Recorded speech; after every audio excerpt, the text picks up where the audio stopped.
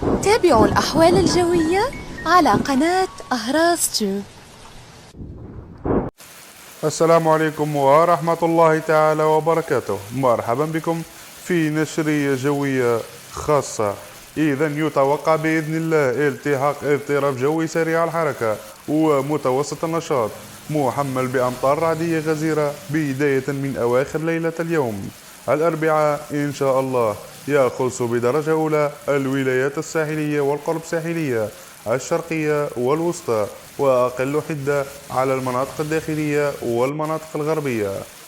إذا الولايات المعنية بالنسبة للغربية: تلمسان، عين تيموشنت، وهران، شمال بلعباس، شمال سعيدة، معسكر، مستغانم، أشلف، غليزان، وشمال تيرت. صلاحية النشرة بداية من الساعة 10 من الثلاثاء إلى غاية الأربعاء الساعة 9 صباحا.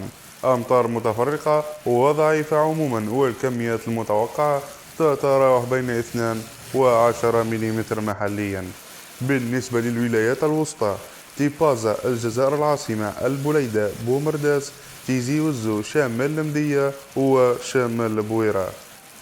الأمطار تكون أكثر غزارة على الخط الرابط بين العاصمة وتيزي وزو، وكمية الأمطار المتوقعة تتراوح بين 25 ملم محليا.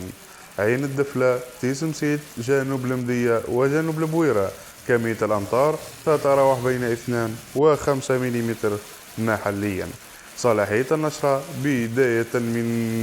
بداية يوم الأربعاء إلى غاية الساعة 2 زوالا من نفس اليوم.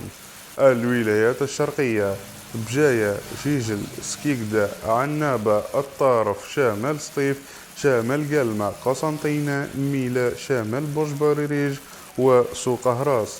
صلاحية النشرية بداية من ليلة اليوم إلى غاية الأربعاء على الساعة 4 مساء. كمية الأمطار المتوقعة تتراوح بين 10 و30 ملم محليا، خاصة سواحل جيجل وسكيكدا، شمال تبسة، جنوب قلمة، جنوب سطيف، شمال خنشلة، أم البواقي، شرق باتنا، جنوب برج باريريج. صلاحية النشرية بداية من الأربعاء الساعة 6 صباحا إلى غاية الساعة 6 مساء من نفس اليوم. كمية الأمطار المتوقعة تتراوح بين 2 و10 ملم محليا. متوقع تساقط بعض الثلوج صباحة الأربعاء إن شاء الله على المرتفعات الشرقية والوسطى الشرقية التي يزيد علوها عن 1600 متر. كل هذا والله أعلم.